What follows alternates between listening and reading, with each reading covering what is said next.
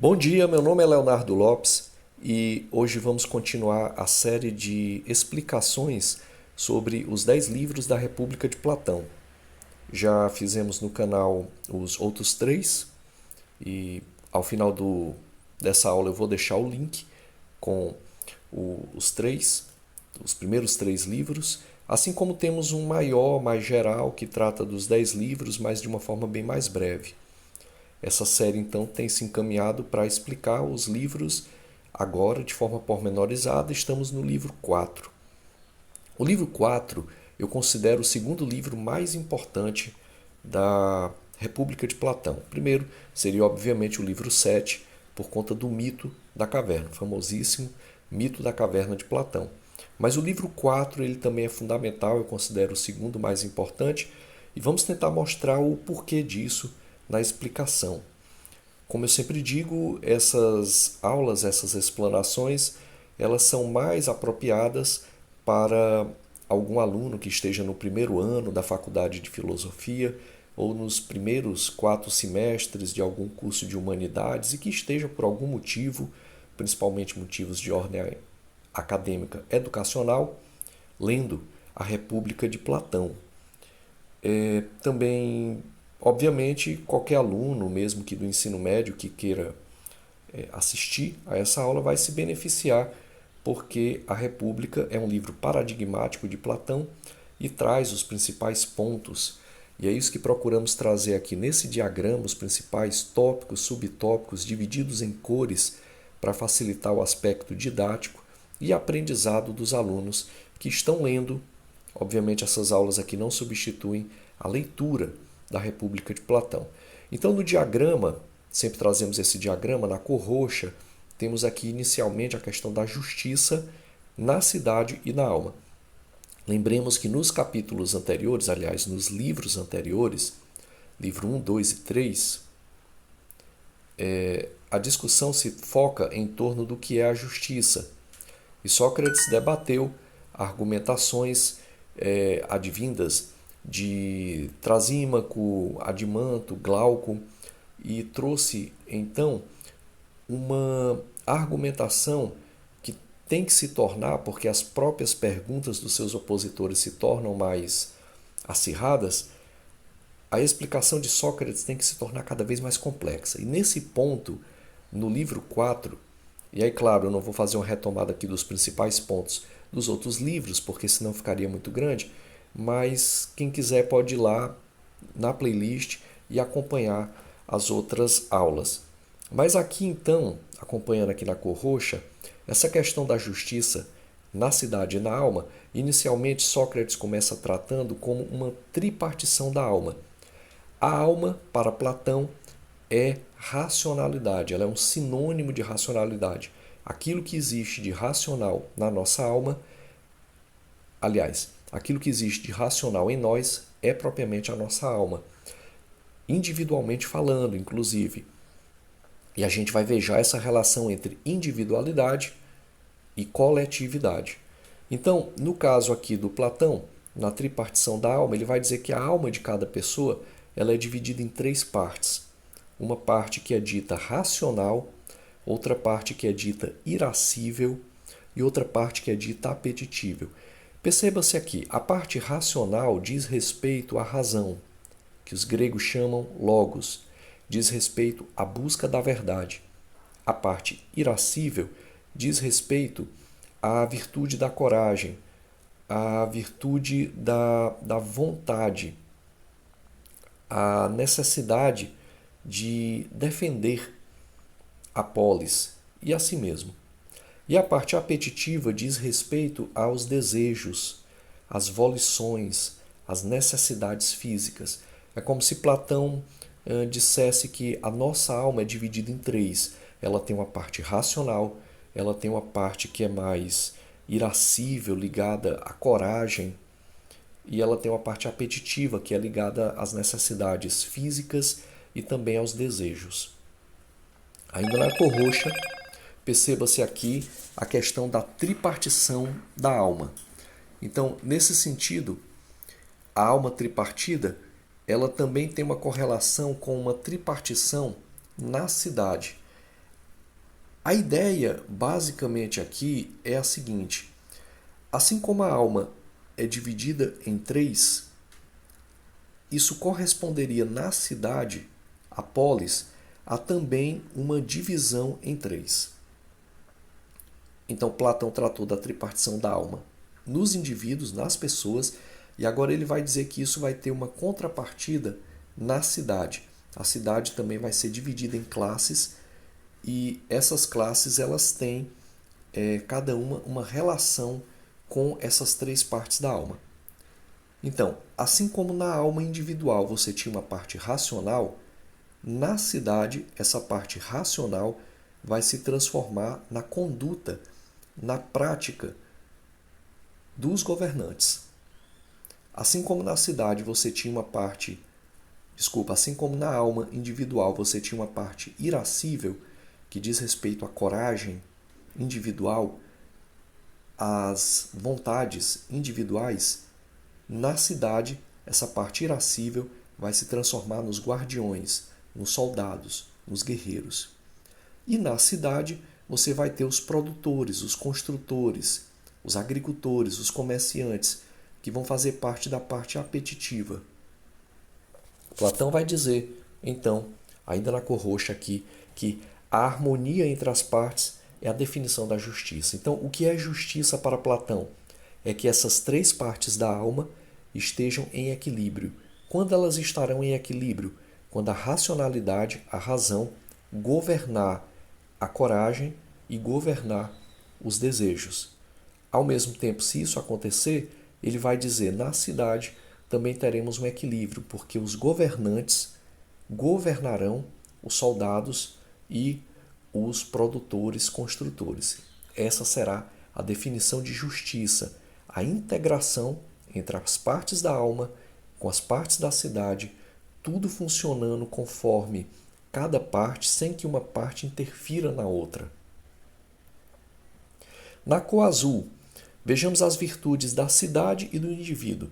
A virtude é a dimensão ética que diz respeito à prática, que os gregos chamam de praxis, e que deve fazer com que tanto o indivíduo seja harmônico em si mesmo, cada pessoa feliz em si mesma, como também cada pessoa saiba agir de forma ética e gerar uma felicidade também na coletividade. Então vejamos aí que as virtudes da cidade e do indivíduo são 4: sabedoria, coragem, moderação, justiça. A sabedoria, que é a razão, que é o logos, ela deve dominar tanto a alma individual quanto também a cidade na figura dos governantes. A coragem, ela deve estar mais presente nos soldados, mas ela também deve ser governada pela razão. Porque se a coragem, ou seja, essa parte irascível dos soldados não for governada pela razão, ela pode se transformar em covardia. Ela pode também, dentro de um contexto individual de cada pessoa, se transformar individualmente, cada pessoa, em uma fúria desmedida, quando não é controlada pela razão. Para Platão, a razão, o logos, é o rei da alma, assim como é o rei da cidade, que mais à frente ele vai chamar de famosa categoria platônica, o filósofo rei. Bem, ainda na cor azul, uma outra virtude da cidade do indivíduo é a moderação. Sem moderação, as partes da alma ficam desequilibradas. Sem moderação, a parte apetitiva, que é a parte dos desejos, vai cair em vícios. Isso pode, por exemplo, na cidade ocasionar, na classe dos comerciantes, uma busca desenfreada por dinheiro, por lucro, e o que geraria todo um conflito em torno da cidade e dos indivíduos. E por último, a virtude maior de Platão, que é a virtude que é mais aparentada com a ideia do bem, que é a ideia maior de Platão, na cidade é a justiça, no indivíduo também. E o que é a justiça? É a integração das partes da alma com as partes da cidade, tudo agindo em equilíbrio, cada parte da alma cumprindo a sua função. Por exemplo, a parte apetitiva com as necessidades físicas, a alimentação, ou qualquer outra, a sede. A parte irascível levando a coragem, a honradez, e a parte racional levando a sabedoria. Vejamos aqui então ainda no diagrama na cor verde, a definição de justiça. Já falamos aqui, vamos só repetir. Cada parte desempenhando sua função, sem interferir nas outras. Se houver essa interferência, não vai haver justiça. Veja que se a parte apetitiva não for governada pela razão, ela se transforma em vício. Se a parte irascível, que deve levar à coragem, não for governada pela razão, ela vai levar à covardia ou à fúria desmedida. Se a razão não prevalecer, se transformará em irracionalidade. Se transformarão em irracionalidade, ela irá gerar a figura do tirano, que é aquela figura que Trasímaco já elenca desde lá no livro 1. Então essa é a definição de justiça.